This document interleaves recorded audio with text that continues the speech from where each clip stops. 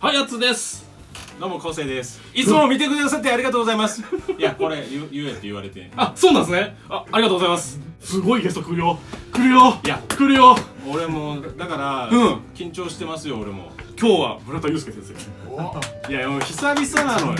やばいやばいやばい。10年ぶりぐらい。マジですか。あ、でも俺もそうっすよ。あ、そう。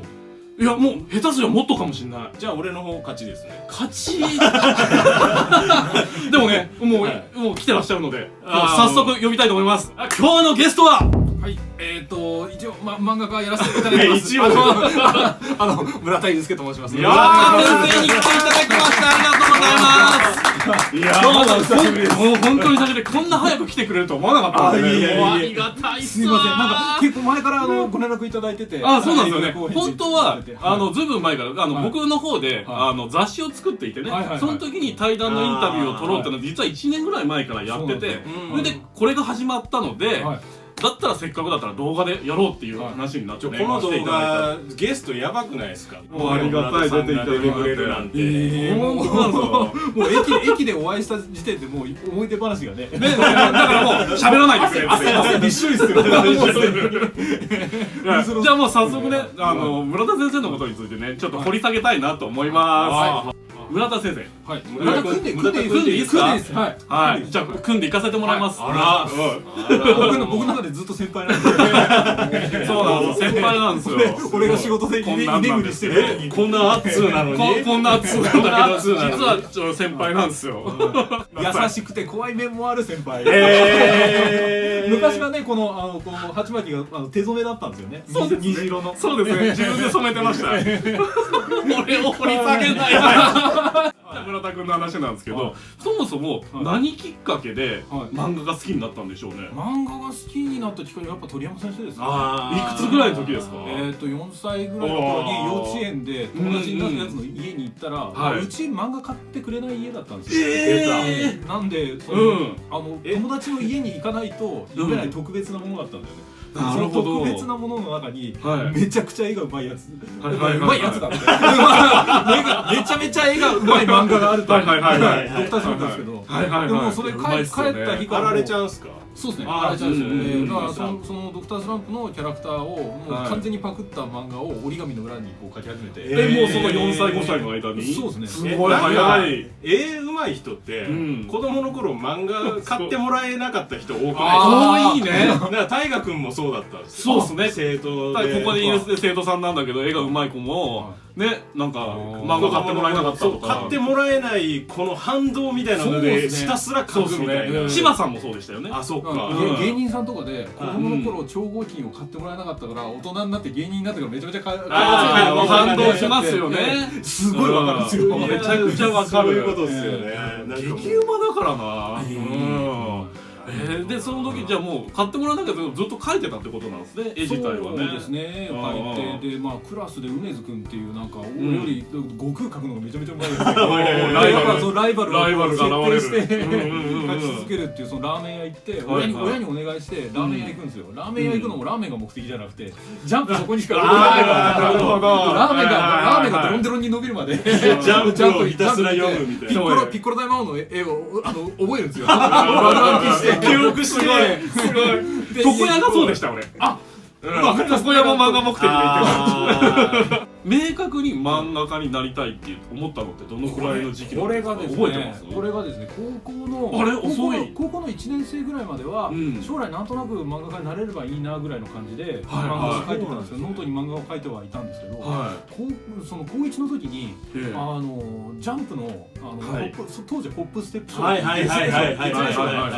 月齢賞で18歳で入選を取られた方が出て、山川香織さんっていう方なんですけど、ランジっていう作品で、それでデビューされてて、俺と大して変わんない同世代で、デビューしたのがこんなすごいことできる人いるんだっていうことで、実際にそのペン使って漫画描き始めたのはそれきっかけで、打倒山川香織。なるほど、燃え上がったんですね。その時でいくつですか？その時がまだ15だった。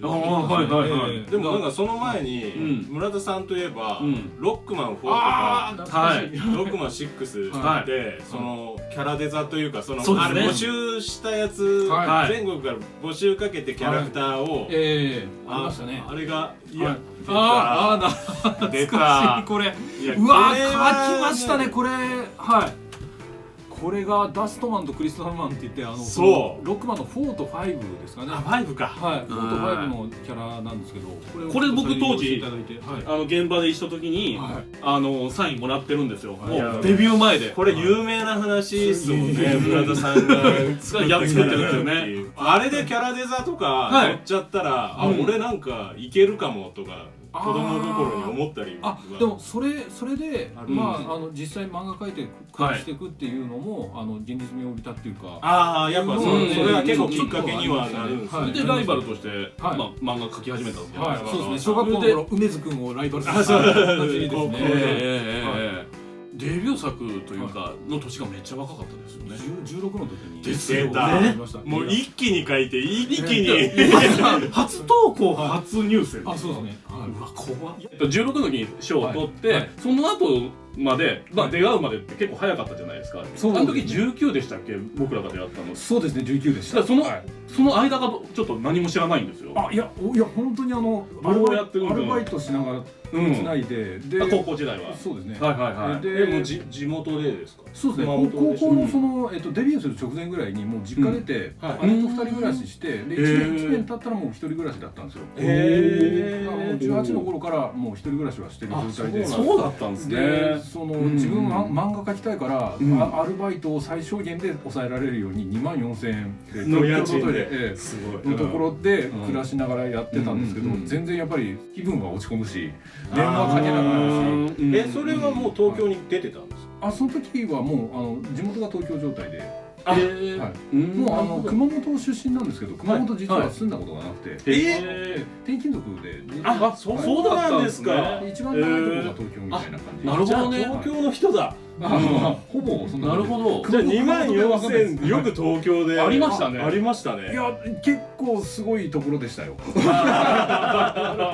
んどん落ちていくような最初気分が上がらないような。最初からボールが転がるアパートの斜め課題道具一式入れたら反対側に転がりました。マジっすか。水本さんにファンレター。そうです。その24,000のアパートに住んでる時にファンレター出したっていうのをちょっと小耳に挟みましたよ。そうなんですね。そうでしたね。でその頃なんかその水本さんになんかなんすかね、なんか何もかけてないくせになんかこんななってたんですよ。これだったんです。いやなんか偉そうな感想文を。そうなんですね。どういうきっかけで水本先生のアシスタントになられたんですか。最初水本さんのデビュー作が僕のホップステップセレクションって言ってホップステップで賞を取った人が単行本化されてたんですよ昔は。で僕のが17巻だったかな。で16巻でしたっけ。16巻に収録されてるんで画面外に実はいるんですよ。めちゃめちゃしゃべってもう呼び出そうですね。話なだで。はい、2人目の特別ゲスト水本先生です。師匠です。どうも。師匠ですよね。この関係性を説明すると、水本先生が画廊っていうね「週刊少年ジャンプ」で連載してたんですよ。こういうそうですね。初めてでアシスタントに入られたってことですよね。アシスタントにどうやって入っていいのかも分からなかったですから。ファンレターきっかけなんです。そうですね。直接連絡したんですか。確かどっちだったっけ。担当さん伝えだったっけあれは。だったような気がしますね。手紙ではないですもんね。手紙ではない。そんな文通みたいな。いやでも実はその普通担当さんに僕の担当さんに相談してどっかアシスタント先紹介していただけませんかっていうふうに連絡を取るのが普通なんですけど、その当時俺全然ネームかけてなくて連絡取るのが怖かったんで。なるほどね。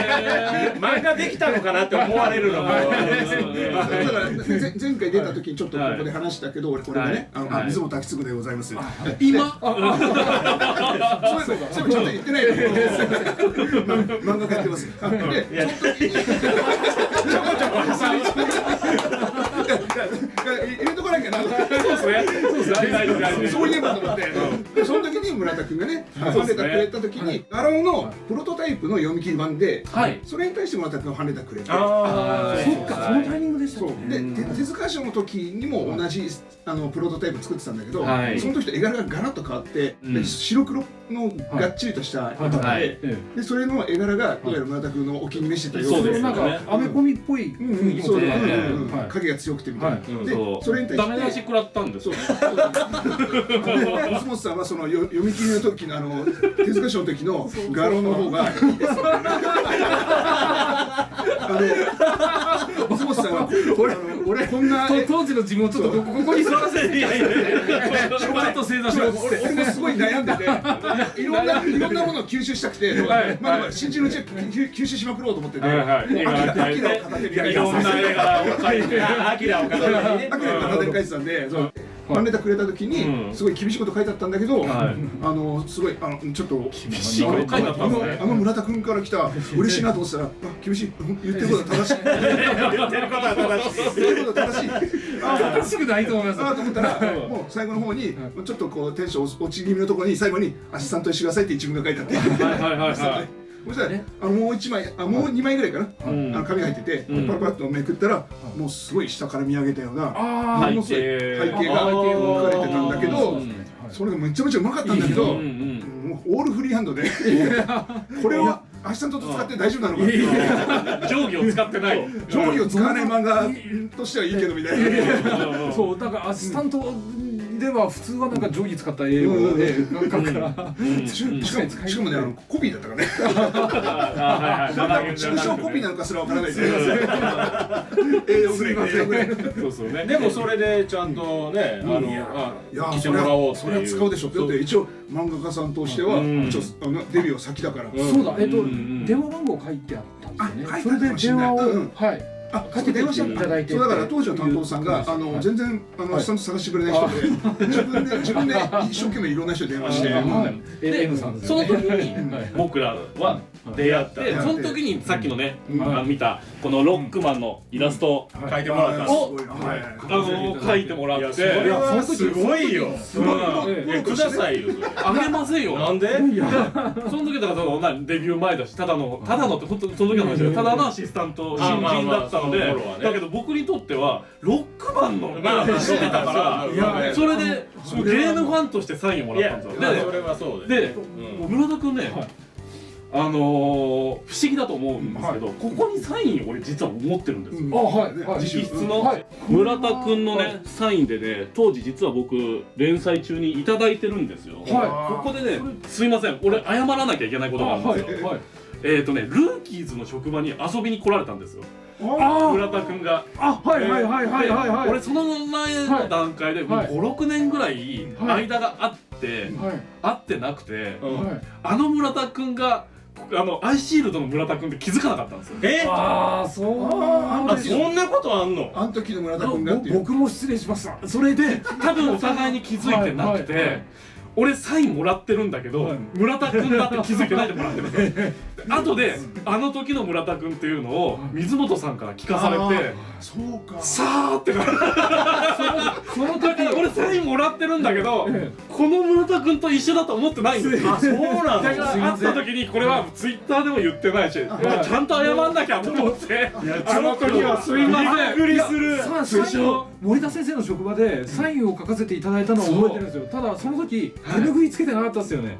してなかったのかもしれない。だからしてないし、赤いだけのただのヤンキーみたいなビジュアル系がいて、じゃあお互いに気づかずみたいな。だと思います。めっちゃすごいなそれ。じゃあ俺を返して2人がつながるみたいな。そうさらにつながる。それはやっぱりあれだよね。だから僕気づかないで、その後もらった後もだいぶ気づいてないんですよ。だから気づくまで多分その後10年ぐらいかかった。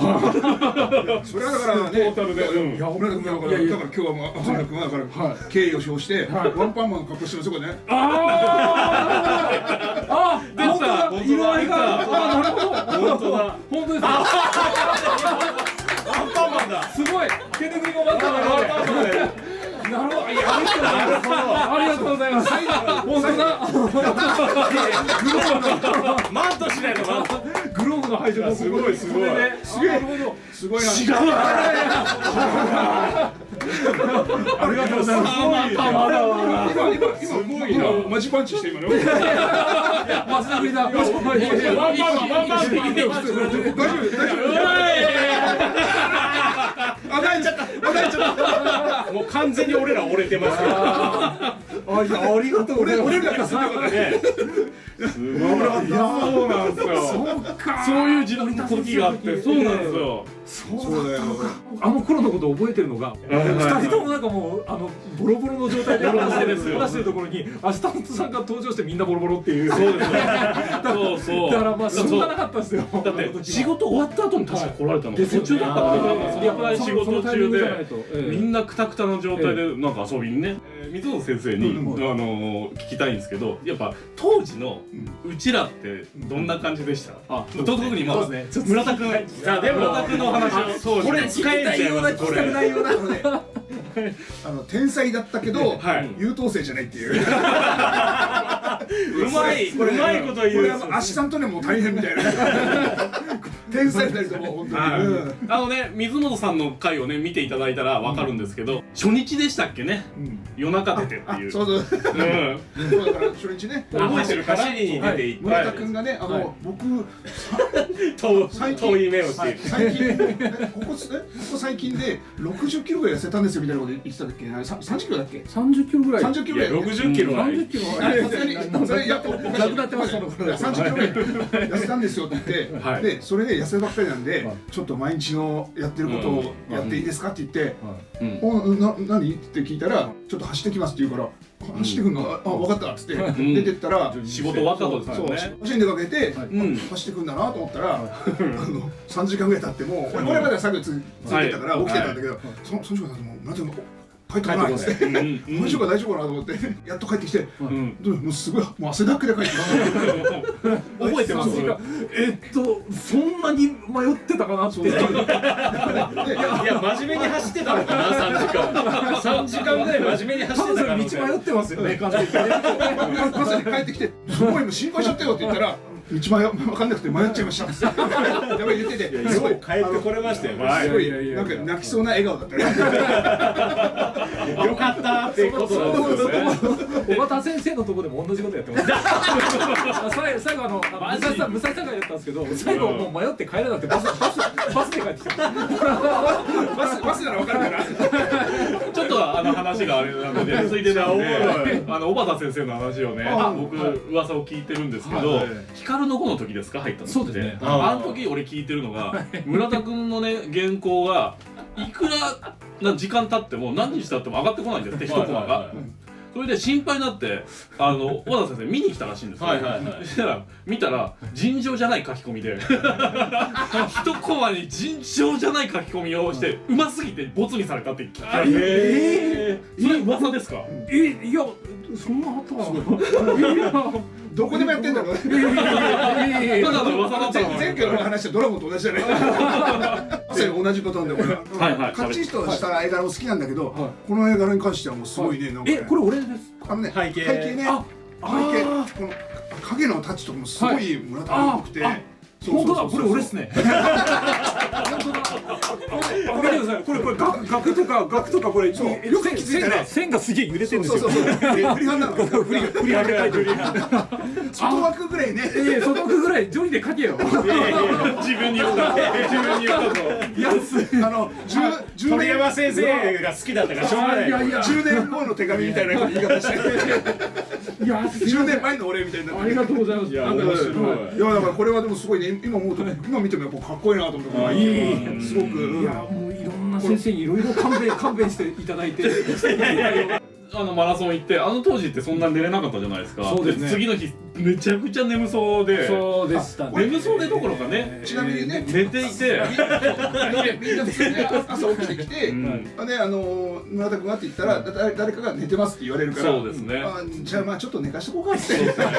なんなら水本さんが例えばそっち壁だったら向こう向きで自分はねこういう感じの職場なんですよ。それで。村田君がこっち側だったかな。こっち側。あれ、僕背中合わせでした。背中合わせでしたっけ。で、そうでも一回だけで隣り合わせの時あるんですよ。あ、そうでしたっけ。この感じこれ。でその時ね、やってる時にこの状態でペンを持った状態で寝て固まってたんですよ。でペンインクついてるから俺スーって抜いてあげて。寝かしといてあげて、で水野さんにも言わないでおいて、気づくまで寝とこうって。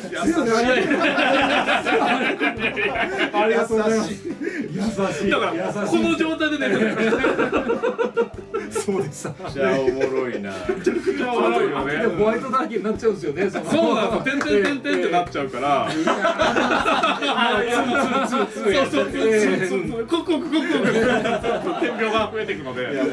もう面白い話ばっかりになっちゃう。だからこういうことばっかりやるから、一回ね、後で謎が解けたやつがあって、もう一人ね、平井君って一番この漫画経験がない人がね。平井さんそうでしたっけ？基本担当やってたんだけど、じゃあ俺ちょっとこう原稿書いてるからその間ちょっと飯でも食いに行ってきてってファミレス行ってもらったんでね。そしたら平井さんと村田君とあと他のそろさんもいたと思います。その時に帰ってきたから作業戻ってもらうよっつってで領収書誰持ってるのっつって領収書もらうでしょ。そしたら見たらこう1万ぐらいあって、人数で1万超えてる。めっちゃ食ってる。めっちゃ食ってる。そしたら平井君がこそこそと来て、村田君が高いステーキを頼んでましてとか言って、それでいろんなほらやっぱり村田君っていろんな伝説があるから毎回ご飯2杯おかわりいっぱいね食べるイメージがあったから、だからでもちょっと村田君ちょっともうそう高いのちょっとね次はやめてねって言ったら村田君がはあみたいな感じでなんか納得いってない顔してる。そんな食べてないのにな。ステーキ？そしたら俺はだからそのね村田君の伝説を自慢してる時にちょいちょいそれを入れてたんでね。そしたら村田君に会った時にこういうことあってねって言ったら全部すいませんそうありましたねありましたって全部ね肯定するんだけど、そこの不正義のとこだけそれは違いますとか言って。それは平井さんが嘘をついてるんです。ステーキを食べてる平井さんですって言ってうわーってだから当時10年ぐらいかな10年ぶりぐらい会った時にそれ聞いて ICU とかなんかやってる時にうわー謎が解けたと思って。すごいな。これちょっとね平井さんも同席していただけると。そうだね。そうですね。平井さんなんとか連絡つかないですよね。誰かね答え合わせをしたいですね。答え合わせ確かに。その後カズはじめさんのところに入ってたらしいね。そうなんだ。後藤選手のところにね。その後聞かないんだよね。もやもやしちゃう。そうね。彼も確かにちょっとねずる賢いところあったから今言われるとそうか。あとその現場の話で前回出た話なんだけど引き出しの中でのちょっと聞き直してもらいたいんですよね。さっきのあれだからまさに光のことと同じで村田君全然上がってこないなと思って仕事がね下書き書いて下書きをペン入れするだけだから俺が下書き書いてるからペン入れするからそこまでは書かないだろうと思ってたね。そうあれ5、6時間経ってもあれ上がってこないなと思ってそしたら村田君がトイレ行ってる時に「せせせせ」って言るからなんか「何々?」って言ったら「引き出し引いてみてください」って言うから「引き出し?」引き出しガーッと開けたらミスコピーの裏に B4 の裏にものすごいかっこいいドラゴンが完璧に完成画集に乗るレベルの仕事中何してんの？覚えてます？覚えてるんだ。仕事してる時大体G ペンとかの具合見るためにちょっとねやりますよね。試し書きってやつの試し書きをね。でちょっとね試し書きしてたら面白くなっちゃって。そっちがそっちがありえないです。ありえないです。面白くなった。ドラゴンがなんか聞いた話だと2回目の号の時に村田さんがその全然その原稿せずにずっと練り消しですげえかっこいいドラゴン。ドラゴン作るな。練り消しでマジで立体ですげえドラゴン作ってる。立体物になってる。一緒じゃない。ごめんなさいね。常にドラゴンを作る。やっぱり天才だけど優等生すごいな。ワンパンマン中はどんなドラゴン作るの？自分で書きますよ。書きながらフル関節も作ってんじゃないの？それはね村田がそうするだけだ。問題ない。全く。面白いな。俺はなんかうちの仕事場に空いていた新人がそれ書いてたらクビにするかもしれない。優しくしてあげてください。優し生の優しさで先生方の優しさで村田君のスタッフさん出てきてほしいよ。アイシールドの時に久しぶりの時も俺も同じこと言ってたよ。僕が入ってきたら絶対アイシールドやって分かりましたとかね。絶対首にします。自分で言ってたもん。すみません。いやもう何かもう才能の塊みたいな片鱗を感じますよね。まあちょっと頭おかしいだけだと思うんですけど。いや本当いや面白いよね。めちゃくちゃ面白い。伝説になってるからね。そうそう。これだからこの YouTube バズったらやばいよね。ドローンを作る人になっちゃうよね。小畑先生のその竜の恐竜を作ってたんですけど。恐竜作ってたら認めるんだ。ほとんど間違ってない。そう練り消しで恐竜。最初小畑先生がそのスタッフが入ってない時にテンプレートどこやったかなっつってこうガラって引き出しに入れたら俺の机の中にティラノサウルスが作ってあって何やってんだよって思ってスッて戻したんですよ。で次の週俺が入って帰った後に引き出し開けてみたら水飲んで色塗ってたんですよ。いや俺がクオリティ上げてるじゃん。どんどん完成に近づけていく。そしてその練り消しは二度と使われない。ただのねオブジェを作ってお仕事に使われないこれは。いやこれ本人のね口から聞けてすげえ良かった。こんなアシスタントになっちゃダメですよ。あとこれ売れてなかったらただただやばいやつですよ。あと村田君の机には引き出しをつけちゃダメ。いろんなものを作って隠し場所ができちゃうから。リスみたいだね。リスみたいな。すごいな。面白いな。原作作るね。問題行動ばっかっすよね本当。いやなんか溝さんがこうエピソードが語られるたびに俺問題行動を起こしすぎるからどれかな。全然今となってみたら店長に出るときはそれを考えてますね。どれかな。だってもう自慢しかしてないもんだから。俺だけ売れてくれたから。本当にやっぱ売れたもん勝ちだよね。やっぱりこういう時ってね。そうですよね。草野球に来てくださって。稲垣さんと一緒に。稲垣さんと一緒にアイシールドの2人で来てくれて、もうアシスタントがやってる草野球みたいなのだったんですけど、村田さんがめちゃくちゃ声かけてくれて、大体その当時ジャンプで連載していた人が全員来たんですよ。俺はひたすら気を使うっていう。いやすいません。いやだってほら怖いよそんな回。そこ爆弾をしたらもうジャンプがなくなった。ジャンプ